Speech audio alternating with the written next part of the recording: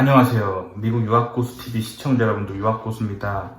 자, 오늘 할 얘기는 사실 제가 시즌 2의 제 60화까지 미국 대학원 석사과정에서 공부했던 내용들을 쭉 얘기했었잖아요. 그쵸? 기억나시죠? 근데 제가 너무 석사과정만 쭉 공부한 얘기하면은 아무래도 좀 뭐랄까 전체적인 밸런스가 안 맞아서 그때 잠깐 쉬다가 또 이제 다른 유학 관련 얘기, 뭐 현실에 대한 얘기 좀 하고, 뭐 미국 생활 얘기도 좀 하고, 많은 얘기 했었잖아요. 그리고 실리콘밸리 얘기도 좀 하고. 자, 그런데 이제 다시 또 그때로 돌아갈게요. 그래서 시즌 2의 제 60화에 미국 대학원 석사 공부 과정 14탄까지 했었죠. 그거의 다음 시리즈입니다. 자, 미국 대학원 석사 공부 과정 15탄입니다. 15탄이고 부제는 석사과정 공부하는 요령이라기보다는 사실 나의 생존 노하우, 요거에 대해서 좀 해보도록 하겠습니다. 자, 그래서 시즌 2 제 60화에서 이어지는 얘기예요. 근데 다시 한번 서머리 해드리자면 시즌 2 60화에서 제가 석사과정 두 번째 학기까지 얘기했었죠. 두 번째 학기에서 이제 제가 펀드 받게 되고, 그래서 얼마나 기뻤는지 그걸 얘기를 해드렸어요. 자, 근데 이제부터 좀 중요한 게, 이제 미국 대학원에서 제가 살아남았던 요령, 아주 뺀질뺀질하고 날라리 같은 얘기지만 생존을 위해서 제가 선택했던 전략들을 얘기해 드리도록 하겠습니다. 자, 근데 이게 사실 제 얘기를 듣다 보면은 제가 막 공부를 되게 잘하고 막 엄청 똑똑하고 그런 사람이 아니에요. 평범한 두뇌를 가지고 돈도 별로 없는 인간이 미국 대학원에서 살아남기 위해서 했던 짓을 말하는 했던 짓. 그러니까 생존 노하우죠. 마치, 그 정글에서 살아남는 뭐 그런 생존 노하우 같은 거죠. 그래서 첫 번째 학기는 제가 사실 미국 대학원이 뭔지 몰랐어요. 그래서 수강 신청할 때 그냥 듣고 싶은 것을 막 했단 말이에요. 막 했는데, 자, 그런데, 자, 첫 학기에서 제가 뭘 잘못했는지를 깨달았어요. 첫 학기가 사실 너무 분주하고 바빴어요. 근데 그 이유가 뭐냐면, 자, 이공계 수업 중에 항상 딱 이론만 배우는 수업이 있고, 이론하고 실습을 같이 하는 수업이 있어요. 무슨 말이냐면, 자, 제가 예를 들면 제가 들었던 수업 중에, 어떤 예를 들어볼게요. 예를 들자면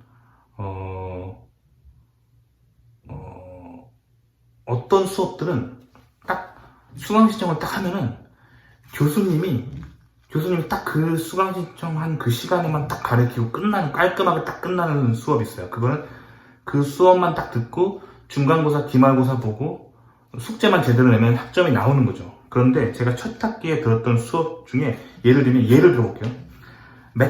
대학원에서 배우는 메카트로닉스 같은 수업이 있었는데, 자, 이런 수업 같은 경우는 첫 학기에 들었었는데, 이게 사실 좀 빡세더라고요. 왜 빡셌냐면, 교수님이 하시는 메카트로닉스 수업이 있고, 그 다음에 그 수업 이외에, 교수님이 또, 수업 이외에 또, 자기 연구실로 찾아오라고 그래가지고, 실습하는 수업이 있는 거야. 그 실습 시간은 대학원 조교가 그 실험실로 오라 그래가지고 거기서 이제 뭐 예를 들면 아두이노 보드라든가 뭐 회로 기판 빵빵 같은 거 막 주면서, 그리고 모터랑 막 이런 거 주면서 뭐 로봇 만들어 보라고 하는 그런 실습 수업이 있는 거예요. 무슨 말인지 알겠죠? 그러니까 대학교 학부 1학년 때도 한국에서 보면은 뭐 예를 들면 일반 물리 들으면, 혹은 일반 화학 이런 거 들으면 교수님이 가르치는 일반 물리나 일반 화학 그 뭐랄까 이론 강의가 있고 또 실습 있잖아요. 그래서 대학원생들이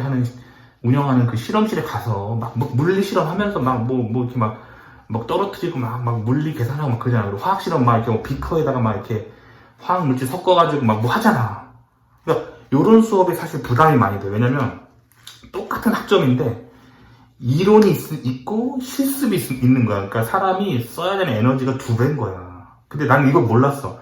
대학원에서 그냥 메카트로닉스 들어야겠다고 들었는데, 그때 내가 들었던, 물론 모든 학교가 이런 건 아닌데, 내가 다녔던 학교가 그 메카트로닉스 수업은 교수님이 하는 이론 수업 있고, 또 주중에 또 그 교수님 랩에 찾아가서 대학원생 이 운영하는 실습 수업이 있었던 거야. 그래서 가면 이제 뭐 아두이노 보드에다가 막 뭐 빵판 붙여가지고 막 회로 만들고 막 모터 해가지고 막뭐 로봇 만들고 막 이런 실습 수업이 따로 있으니까 물론 재밌고 유익하고 뭐 많이 배우고 뭐 필요한 사람 배우세요. 근데 제가 첫 학기에 그런 수업을 들으면서 깨달았던 거는 실습 수업이 있으면 사람이 에너지가 2배가 들어가는 거야. 그러니까 똑같은 크레딧에 학점을 받는데 사람이 써야 되는 에너지가 2배인 거예요. 숙제도 2배야.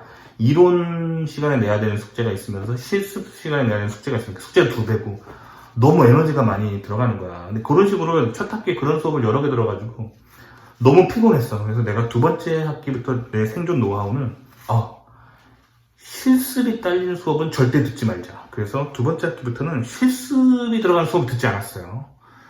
그래서 이론만 들으면 되니까 혹은 실습이 아주 적은 그런 수업들 그런 게 사실 인생 편한 거죠. 근데 공부를 진짜 진지하게 하는 사람들은 내 말에 동의하지 않을 거야. 어떤 사람들은 무슨 소리야, 빡세게 많은 걸 들어서 많은 걸 머리에 넣어야지 라는 생각하실지 모르겠는데 저는 인생에 기본적으로 살아가는 가치관이 그냥 최소한의 노력으로 최대한의 것을 얻자라는 거예요. 그래서 내가 필요한 거는 결국 미국 학위잖아. 그 미국 학위라는 목표를 따기 위해 최소한의 내 땀과 노력을 흘리자. 그리고 뭔가 내가 진짜 공부하고 싶은 게 있으면 나는 그냥 그렇게 생각하거든. 책 사서 나 혼자 독학하면 되고 뭐 혹은 유튜브 보고 공부하든지 뭐 블로그 보고 공부하면 되지. 굳이 수업을 막 많이 빡세게 들어가면서까지 그러진 말자는 주의거든요. 그러니까 내가 좀 가치관이 이런 사람이에요. 그걸 양해하고 들어주세요. 그래서 일단 실험 시간이 적은 수업을 2번째 학교에도 선택했고 또 한 가지 이 수업이 있는 학교도 있고 없는 학교가 있는데 제가 다녔던 학교는 이런 수업이 있었어요. 그러니까 인디펜던트 스터디라고 하는 그런 과목이 있었어요. 근데 이 인디펜던트 스터디는 뭐냐면 한국말로 굳이 번역하자면 인디펜던트 독립이란 독립, 그쵸? 스터디는 연구 혹은 공부. 그러니까 즉 독립 연구라고 하는 과목인데 이게 뭐냐면 이게 굉장히 특이한 건데 근데 이런 인디펜던트 스터디가 있는 대학원이 되게 많아요. 제가 다녔던 학교만 그런 게 아니라 미국의 웬만한 대학교들은 인디펜던트 스터디라고 하는 그런 과목이 있는데 이게 뭐냐면 자, 보통 우리가 생각하는 일반적인 수업은 어떻게 진행되죠? 책을 구매해요. 그리고 교수가 챕터 1부터 계속 가르치고 연습 문제 풀어오라고 하고 중간고사, 기말고사 하고 이제 학점이 나오잖아요. 근데 이 인디펜던트 스터디는 교재가 없어요. 교재가 없고 그냥 그 인디펜던트 스터디를 신청한 교수님한테 교수님 연구실 찾아가는 거야. 그럼 교수님이 한 학기 동안 할 연구 프로젝트를 줘요. 그러니까 즉 수업을 듣고 점수를 매기는 게 아니라 교수님에 찾아가서 교수님이 연구 프로젝트를 던져주면 그거를 수행하는 일종의 대학원 연구랑 비슷해요. 근데 대학원 연구는 내 지도교수의 랩에 가서 지도교수한테 석사 논문 쓰겠다고 하고 그 교수 밑에서 연구를 하는 거잖아. 근데 인디펜던트 스터디는 내 석사 논문과는 별개로 내 석사 지도교수가 아닌 교수한테 찾아가서 그 교수가 한 학기 동안 주는 딱 한 학기 동안만 주는 연구 과제를 하고 나서 학점이 뭐 A든 B든 이게 나오는 거야. 근데 이게 내가 깨달은 건 뭐냐면 이게 시험을 보면은 내가 시험을 못 볼 수도 있잖아. 그래서 A 맞을 거를 B 맞을 수도 있고 뭐 시험 못 보면 C 맞을 수도 있는 거잖아. 근데 이 인디펜던트 스터디는 약간 분위기가 교수가 어찌됐든 자기를 위해서 피땀을 흘려준 거잖아. 학생이 그 공짜로 노동력을 제공한 거잖아. 펀드 안 줘도 되고 그런 거잖아. 그런데 노동력을 제공해 준 거란 말이야. 그러니까 웬만해서는 A를 준다는 거지. 무슨 말인지 알겠죠?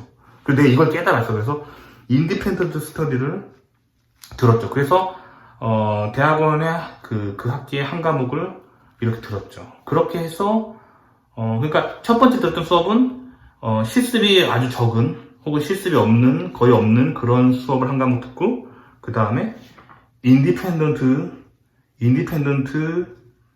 스터디를 들어서 지도교수가 아닌 교수님한테 찾아가서 한 학기 동안 연구를 했다는 거죠. 그렇게 해서 한 과목을 들었고, 자, 그러니까 대학원은 보통 한 학기에 3과목을 듣거든. 근데 이제 두 번째 학기부터 제가 펀드를 받으니까 세 번째 과목으로 들었던 게 이제 석사 논문 연구. 그거를 세 번째 과목으로 들었죠. 이렇게 3과목을 들은 거예요. 3과목 들었는데, 자, 그래서 결과적으로 학점을 잘 받았는데, 그래서 그 결과 두 번째 학기는 제가, 올 A를 받습니다. 올 A. 그냥 완전 만점을 받았어요. 근데 그 결과가, 결국엔, 그 노하우는 결국에는 약간, 전략적으로 학점을 잘 받기 위해서 한 거죠. 왜냐면 내가 언젠간 결국에는 박사를 더 좋은 데로 이제 가려고 준비를 하고 있었거든요. 학점 관리를 해야 된단 말이에요. 그래서 이런 식으로 좀 노하우를 이렇게 알게 돼서 학점을 따게 되는 뭐 그런 잘 받게 되는 그런 어떤 기질을 발휘한 거죠. 그냥 발휘한 거고. 자, 그렇게 해서 두 번째 학기는 학점을 잘 받았어요. 잘 받았고, 자, 그 다음에 세 번째 학기도 그런 식으로 학점을 잘 받았어요. 잘 받았고, 자, 그렇게 해서 저는 석사를 4학기 만에 끝냈는데, 자, 그래서, 4학기 만에 끝냈는데, 이제, 코스웍을 들은 건 3학기 동안 코스웍을 들었어요. 코스웍을 들었고, 자, 마지막 학기. 자, 마지막 학기는, 코스웍을 들은 만큼 다 들었기 때문에, 마지막 학기는, 그 석사, 논문 학점으로 꽉 채우고, 석사 논문만 주구장창 연구하고 썼죠. 수업 없이. 그러니까 마지막 학기가 사실 제일 널널했어요. 왜냐면 펀드 받는 학생 입장에서는 어차피 매 학기 수업을 듣고 연구는 해야 되거든요. 그런데 수업이 있는 학기는 아무래도 숙제나 뭐 시험 준비하면서 수업 들으면서 개인 연구를 해야 되기 때문에 좀 빡세죠. 근데 마지막 학기는 내가 이미 코스웍을 다 늘어났기 때문에 석사 논문 연구만 하면 됐었기 때문에 마지막 학기는 굉장히 널널했죠. 그렇게 제가 석사를 마쳤어요. 근데 중요한 거는 석사 이제 사실 세 번째 학기 정도 되니까 교수님이 슬슬 이제 내가 마음에 든 거야. 그래서 우리 랩에서 박사까지 해라. 펀드 줄게. 라고 이제 제의를 해왔어요. 세 번째 학기에. 근데 저는 그때 노땡스 했죠. 뭐 감사하긴 하지만 저는 더 좋은 학교에서 더 좋은 그런 연구를 해보고 싶은 비전이 있다. 그래서 박사는 딴 데로 갈 거다라고 얘기를 했어요. 그랬더니 교수가 흔쾌히 오케이 하고 추천서를 써주기를 하신 거죠. 그래서 세 번째 학기부터는 바빠요. 세 번째 학기부터 미리미리 박사갈 학교를 컨택을 하고 잘 알아봐야 되는 거죠. 그래서 박사를 옮길 플랜을 잘 짜야 되는 거예요. 그래서 저는 제 영상에서 항상 말씀드렸지만 석사는 미국에서 한 50위권 정도 하는 곳에서 석사를 했지만 박사는 미국에서 10위권 하는 곳으로 훨씬 좋은 곳으로 갔습니다. 이게 어떻게 가능했냐? 한국에서 아무런 기반도 없이 미국에서 50위권 정도 석사하면 잘 간 거예요. 근데 이제 거기서 내가 기반이 있잖아. 이제부터는 미국 석사 때 들었던 학점이라는 어떤 백그라운드가 있고, 그리고 미국 석사 때 내가 수업 들었던 교수 및 지도교수로부터 받는 괜찮은 추천서가 있기 때문에 이제 더 좋은 학교는 이제 도전해 볼 만하다는 거죠. 그래서 미국에서 10위권 한 학교에 더 좋은 데로 지원해서 붙었습니다. 그래서 결국에 이제 석사 같은 경우는 8월에 시작하죠. 그리고 미국은 아카데미 이어가 8월에 시작하고 그 다음에 5월에 1년이 끝나잖아요. 그러니까 그렇게 2 아카데믹 이어를 하고 5월에 끝난 다음에 이제 다음 학기 8월에 또 다른 학교 10위권의 학교에 박사과정에 새로 입학을 하죠. 그래서 그 5월부터 8월까지 한 두세 달 정도 남죠. 그때 저는 뭘 했냐? 한국 갔어요. 한국 가서 이제 석사 하는 동안 사실 한국에 못 갔죠. 돈도 없고 뭐 공부하느라 바빠서 한국에 못 갔는데 그때 짬을 내서 한국에 갔다가 이제 8월부터 새로 10위권의 박사과정에 하는 새 학기를 그렇게 시작하게 됐답니다. 그래서 석사 과정은 그렇게 잘 났고, 자, 그래서 이제는 다음 시간부터는 박사 과정에 대해서 궁극적으로 얘기를 해보도록 하겠습니다. 그래서 석사랑 박사랑 한국에서 사실 한국에 계신 분들은 석사랑 박사를 되게 다른 과정이라고 생각하시더라고요. 그래서 석사 위에 박사, 그러니까 학부가 있고 학부 위에 석사가 있고 석사 위에 박사가 있다라고 생각하더라고요. 이게 수직 관계라고 생각하더라고요. 근데 미국 사람들의 개념은 그렇지 않아. 미국은 학부는 언더그레듀에이트라고 하잖아요. 영어로 언더그레이드 스쿨. 언더그레듀에이트라고 하는데 즉 졸업하지 않은 사람들이 있는 곳이 학부죠. 그리고 대학원부터는 석사든 박사든 미국 사람들은 뭐라고 그러냐면 graduate school이라고 해요. 그러니까 대학원, 졸업한 사람들이 다니는 학교, graduate school이라고 한단 말이에요. 그래서 석사나 박사나 graduate school에서 평등선상에 있습니다. 그래서 graduate 한 상태에서 공부를 시작한 graduate student가 약 2년 정도 하고 빠이빠이 하고 나가는 거를 석사라고 하고 graduate 한 상태에서 약 한 5년에서 6년 정도 공부하고 빠이빠이 하는 사람을 박사, PhD라고 하는 거예요. 그러니까 거의 동등선상에 있는 거예요. 다만 기간이 다른 거죠. 석사 위에 박사가 있는 게 아니에요. 미국 개념은 그냥 똑같이 그레듀에이트 스튜던트 출발하는데 2년 하고 빠이빠이 하는 사람이랑 6년 정도까지 하는 사람이랑 이렇게 길이가 다른 거죠. 그래서 사실 석사 과정이랑 박사 과정은 큰 차이가 없어요. 미국에서 석사 과정은 딱 2년 정도 어치만큼의 분량만큼만 논문 쓰고 나가는 거고, 그리고 석사과정 커미티 3명인 거고, 박사과정 같은 경우는 5년에서 6년 정도 공부한 어치만큼의 연구를 발표하고 논문을 하는 거고, 커미티, 즉 심사위원이 5명인 거고, 그 차이가 있을 뿐이지 별 차이가 없습니다. 별 차이가 없고. 그래서 저는 미국에 있으면서 막 내가 박사라고 석사를 무시하지 않아요. 왜냐면 내가 했던 거랑 똑같은 과정인데 단지 미니어처로 2년 정도 하고 나간 거고, 저는 그걸 한 6년 정도 깊이 있게 한 거고, 그 차이죠. 그리고 석박 통합인 사람은 그냥 학부 졸업한 상태에서 그렇게 쭉 5, 6년 한 거고, 저 같은 경우는 사실 이거죠. A라는 학교, 50위권 학교에서 한 2년 정도 하다가 다른 B라는 학교, 10위권 하는 학교에 그 6년짜리 과정에서 3학년으로 편입한 거, 전화로 간 거죠. 편입한 학생들, 편입생. 그렇게 보시면 돼요. 그게 이제 대학원생을 바라보는 미국인들의 시선입니다. 아시겠죠?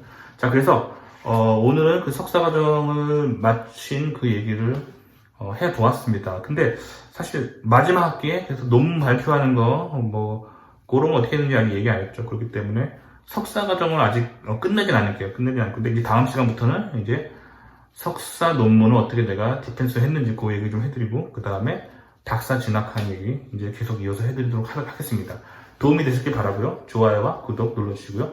다음 시간에 또 만나요. 그럼 안녕히 계세요.